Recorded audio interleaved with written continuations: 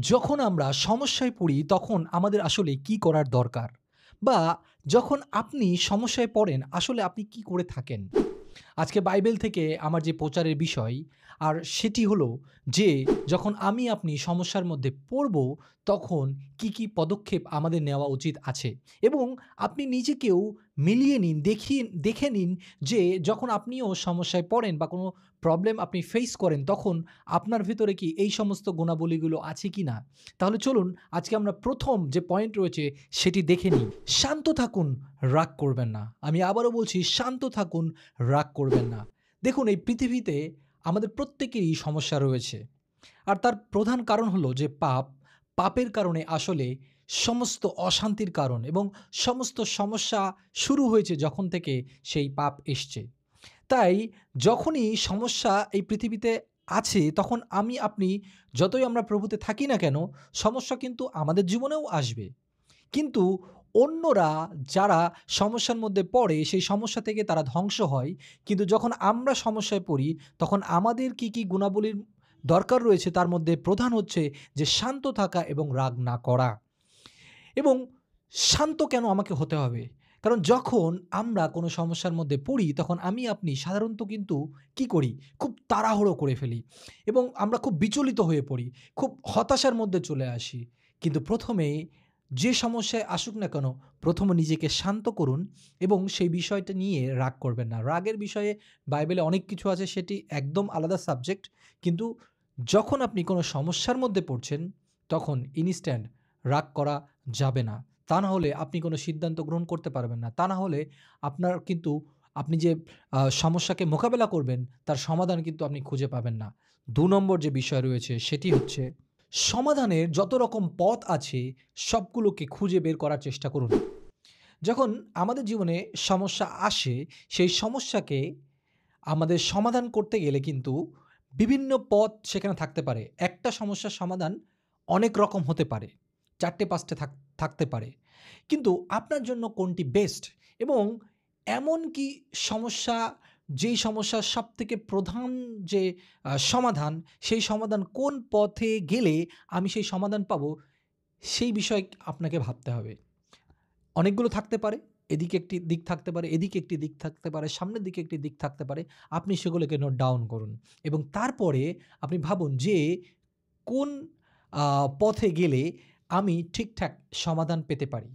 সুতরাং প্রথমত শান্ত থাকুন এবং রাগ করবেন না এবং দ্বিতীয়ত যে বিষয়টি রয়েছে যে সমাধানের যে পথগুলো সেগুলোকে আবিষ্কার করার চেষ্টা করুন। এবার ৩ নম্বর বিষয় আমরা জানাতে চাই, নিজেকে বা অন্যকে দোষারোপ করবেন না।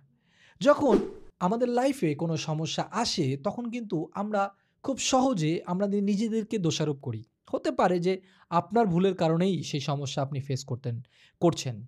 কিন্তু দেখুন যদি আপনি আপনার নিজেকে দোষারোপ করতে থাকেন তাহলে কিন্তু আপনি কোনো সমাধান পাবেন না।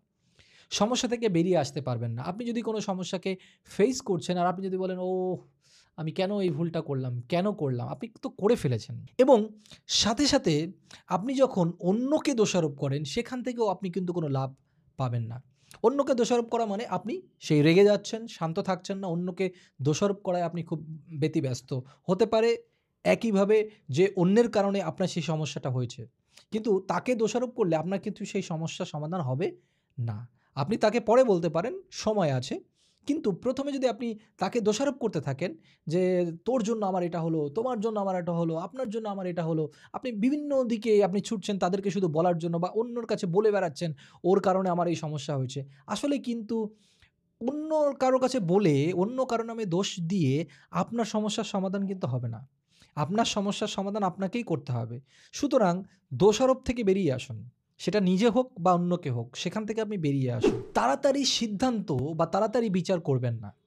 যখনই আমরা কোনো বিপদে পড়ি বা কোনো সমস্যার মধ্যে পড়ি, তখনই খুব তাড়াহুড়া করে আমরা কিন্তু সিদ্ধান্ত গ্রহণ করে ফেলি। আর ভুল সিদ্ধান্ত আমাদের জীবনের জন্য আরো সমস্যা কিন্তু বয়ে নিয়ে আসে। আমি আবার বলছি যে ভুল সিদ্ধান্ত আপনি যে সমস্যার সমাধান চাইছেন, সেখান থেকে আরো বেশি সমস্যার মধ্যে আপনি পড়তে পারেন।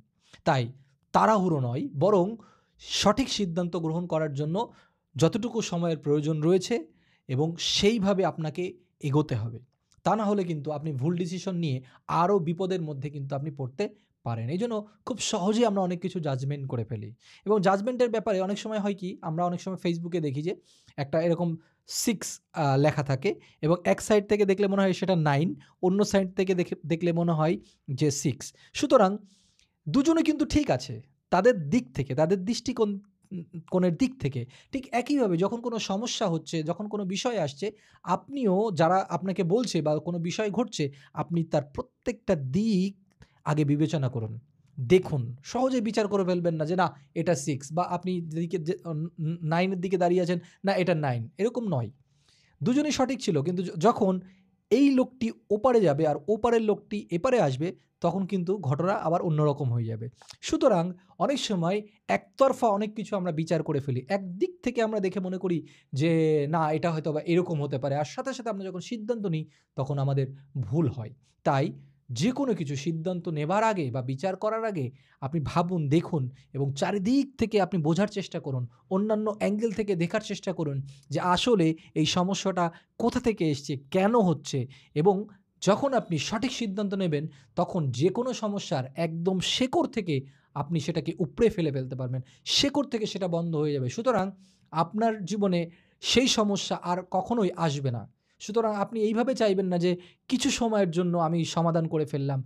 কিছু সময়ের জন্য তড়িঘড়ি করে আপনি সমাধান করলেন বা মিথ্যা কথা বলে সেটাকে সমাধান করলেন।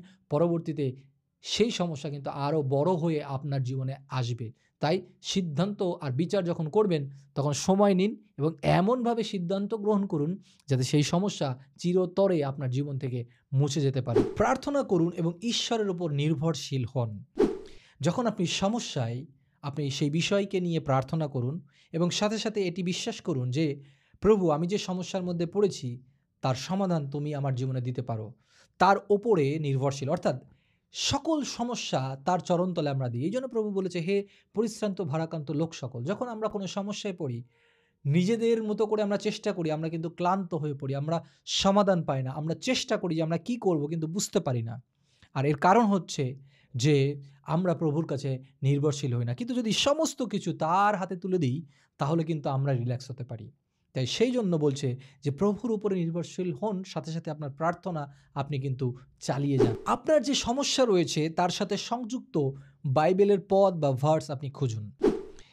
যখন আপনি কোনো সমস্যার মধ্যে পড়েছেন, সেটা যে ধরনেরই হোক না কেন, বাক্যের মধ্যে, বাইবেলের মধ্যে বিভিন্ন রকম লোকেরা যারা প্রভুর সন্তানেরা, তারা কিভাবে সেই সমস্যাটাকে ডিল করেছে বা আপনি যে কোনো সমস্যায় আছেন, সেই বিষয়ে আসলে বাইবেল কি বলছে বা কি বলে, সেটা খুঁজে বের করার চেষ্টা করুন।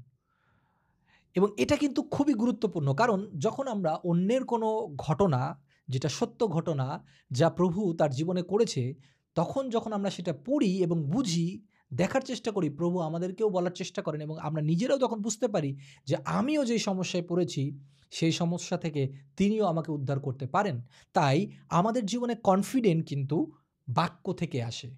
কারণ এটাই সেই সাক্ষ্য বা এই সেই বিষয় যার মধ্য দিয়ে আমরা আরও শক্তিশালী হই। শুধুমাত্র বাইবেলে উল্লেখিত বিষয় নয়, এর সাথে সাথেও যারা পালক প্রচারকরা রয়েছে বা যারা বিভিন্ন রকম তাদের সাক্ষ্য তারা দিয়েছে তাদের জীবনের ক্ষেত্রে, সেটা হতে পারে তাদের শারীরিক ক্ষেত্রে, মানসিক ক্ষেত্রে, সেটা সম্পর্কের ক্ষেত্রে, যেকোনো সমস্যা হোক না কেন, আমি জানি না আপনি কী সমস্যায় রয়েছেন, কিন্তু আপনি জানেন সেই রিলেটেড যে বিষয়গুলো বাইবেলে রয়েছে সেগুলোকে অধ্যয়ন করুন, বোঝার চেষ্টা করুন। আর যখন আপনি এগুলোকে বোঝার চেষ্টা করবেন, দেখবেন যেন সমস্যা আপনার কাছ থেকে দূরে সরে যাচ্ছে। কারণ your faith, আপনার বিশ্বাস সেই সমস্যার সাথে তখন ফাইট করবে।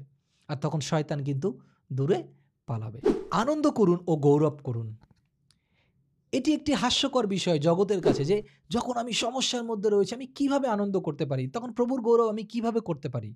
আপনি খুব সহজে উদাহরণ দেখতে পারেন যে পৌল যিনি কারাগারে ছিলেন তিনি আ প্রভুর গান করছিলেন, আরাধনা করছিলেন, প্রশংসা করছিলেন যখন তিনি জেলে। জেলে তো কেউ ভালো থাকতে পারে না। জেলে তো কষ্টের জায়গা, ঠিক না? যখন দানিয়েল তাকে সেই সিংহের খাদে ফেলা হলো, সে বিচলিত হয়নি। সে প্রভুর গৌরব করেছে এবং এইভাবে আমরা অনেকগুলো বাইবেলে আমরা দেখতে পাই। শুধু তাই নয়, আ সাথে, সাথে আমাদের জীবনে সেই আনন্দ, সেই প্রভুর গৌরব সেটা থাকার প্রয়োজন রয়েছে। এটি শুধু বাইবেলে সীমাবদ্ধ নয়, এটি আমার আপনার জীবনে সেটাকে প্রয়োগ করতে হবে। আমি আবারও বলছি, আমার আপনার জীবনে এটি প্রয়োগ করতে হবে।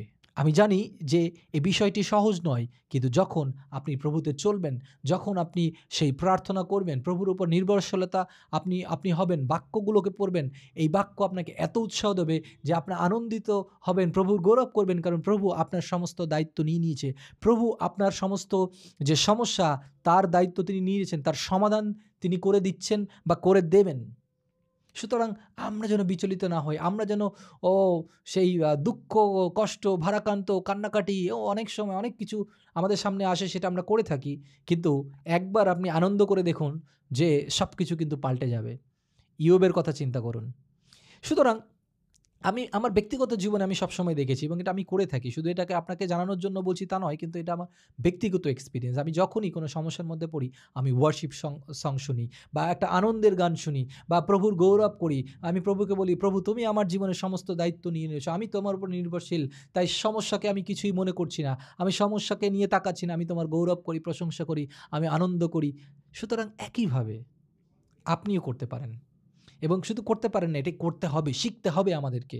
কারণ এটি একটি বিগ চ্যালেঞ্জ। শয়তান নিজেও তখন বুঝতে পারবে যে এই লোককে আমি এত কষ্ট দিচ্ছি, তারপরেও সে প্রভুর গৌরব করছে, আনন্দ করছে। সুতরাং সেও ফেল হয়ে যাবে। সুতরাং আমাদের গৌরব, আমাদের আনন্দ এটি মারাত্মকভাবে কাজ করে এবং এটি একদম সমস্ত সমস্যাকে একদম দুমড়ে মুচড়ে দেয়, ভেঙে চুরে দেয় এবং তা ধ্বংস করে। সুতরাং এই যে পয়েন্টগুলো আলোচনা করা হয়েছে, এর বাইরেও অনেক বিষয় আ আ রয়েছে। কিন্তু আমি মেইনলি এই ৭ টি বিষয়ে ফোকাস করেছি। সুতরাং এর এর সাথে রিলেটেড যা কিছু রয়েছে, যখনই আপনি প্রভুর সাথে থাকছেন, প্রভুর সাথে জীবনযাপন করছেন এবং সাথে, সাথে সিদ্ধান্ত গ্রহণ করার গুলো শিখছেন, তখন দেখবেন আ একদম কুইক আপনি খুব মানে দ্রুত আপনি তখন দেখবেন আপনি খুব কুইক সিদ্ধান্ত নিতে পারছেন। যদি সমস্যা আসে সাথে, সাথে যদি কিছু কি করতে হবে আপনি তখন বুঝতে পারবেন। সেটা একদিনে হবে না। সেটি একদিনে আপনি শিখবেন না। আপনার যখন অভিজ্ঞতা তৈরি হবে, যখন আপনি এই যে ৭ টি পয়েন্ট রয়েছে এগুলোকে মানতে থাকবেন, করতে থাকবেন, দেখবেন আপনার জীবনে কিভাবে তুমুল পরিবর্তন আসে। চলুন আজকে শেষ করার আগে আপনার জন্য আমি প্রার্থনা করতে চাই। আমার জন্য আমি প্রার্থনা করতে চাই যেন আমরা যখনই কোনো সমস্যার মধ্যে পড়ব বা মণ্ডলীতে অত্যাচার আসবে, মণ্ডলীতে সমস্যা আসবে, পাস্টরের জীবনে সমস্যা আসবে, লিডারের জীবনে সমস্যা আসবে, বিশ্বাসীদের জীবনে সমস্যা আসবে, শিষ্যদের জীবনে সমস্যা আসবে, যা কিছুই আসুক না কেন, যেন এর মধ্য দিয়ে আমরা সব কিছুকে জয়লাভ করতে পারি। কারণ প্রভু তিনি এই জগৎকে জয় করেছেন। সুতরাং এই জগতের কোনো কিছুই আমাদেরকে হারাতে পারে না। কোনো সমস্যাই আমাদের জীবনের সমস্যা নয়, বরং প্রভু যিশু, তার নাম হচ্ছে সমাধান। প্রভু যিশু ক্রুশে সকল সমাধান দিয়ে দিয়েছেন। চলুন আপনি যেখানেই থাকুন না কেন এই মুহূর্তে চোখ বন্ধ করুন এবং গ্রহণ করুন এই প্রার্থনা। আমার সাথে, সাথে আপনি প্রার্থনা করতে পারেন। প্রভু তোমাকে ধন্যবাদ দিই, তোমার গৌরব করি, তোমার প্রশংসা করি, তোমার মহিমা করি প্রভু, যে আমরা সমস্যায় পড়লেও প্রভু সেখানে আমরা বেশি সময় আটকিয়ে থাকি না। কারণ আমরা তোমাকে জানি, তোমাতে আমরা নির্ভর করি প্রভু। তাই আমাদেরকে সিদ্ধান্ত নিতে সাহায্য করো। আমাদেরকে কি করতে হবে, কি না করতে হবে তুমি সাহায্য করো। আমাদেরকে তোমার আ আ জন্য সেই আনন্দ, গৌরব, আরাধনা, প্রশংসা করার জন্য তুমি আমাদেরকে সাহায্য করো প্রভু। এবং যে বাইবেল ভার্সগুলো সেই সময় আমাকে পড়ার দরকার রয়েছে সেগুলো আমাদেরকে আপনার সামনে নিয়ে আসো, বোঝানোর চেষ্টা করো প্রভু, যেন আমরা বুঝতে পারি আসলে আমাদের কি করা উচিত সেই সমস্যার মধ্যে আ যখন আমরা পড়ে যাই প্রভু। এটা অনেকের জন্য চ্যালেঞ্জিং হতে পারে, এটি এতটাও সহজ নয়। কিন্তু প্রভু যখন তোমার উপরে আমরা নির্ভরশীল হই, যখন তোমার পরিচালনা আমাদের জীবনে থাকে, তখন সমস্ত কিছুই তুমি সহজ করেছো। সমস্ত কঠিন পথকে তুমি সহজ করেছো। যেন আমরা জয়যুক্ত হতে পারি প্রভু যিশু। যেন আমরা যা সমস্যা আসুক না কেন তার সমাধানে যেন পরিণত করতে পারি প্রভু। তুমি আমাদেরকে দয়া করেছো, তুমি আমাদেরকে আশীর্বাদ দিয়েছো প্রভু এই বাক্যের মধ্য দিয়ে, তাই তোমাকে ধন্যবাদ দিই। যতজন আমাকে দেখছে এই মুহূর্তে তুমি তাদেরকেও আশীর্বাদ করো। তারা যে সমস্যার মধ্যে রয়েছে সেই সমস্যা থেকে তুমি তাদেরকে দূরবর্তী করো এবং প্রভু যে বাক্যগুলো বলা হয়েছে সেই বাক্যগুলো যেন তারা তাদের জীবনে এই মুহূর্ত থেকে আরও বেশি করে ধারণ করে এবং সেই মতো তারা যেন তাদের জীবনযাপন করতে পারে। তুমি সাহায্য করো। তুমি আমাদের প্রত্যেকের সঙ্গে থাকো, সঙ্গে চলো। প্রভু যীশু খ্রিস্ট তোমার নামে চাইলাম। Amen, amen, amen.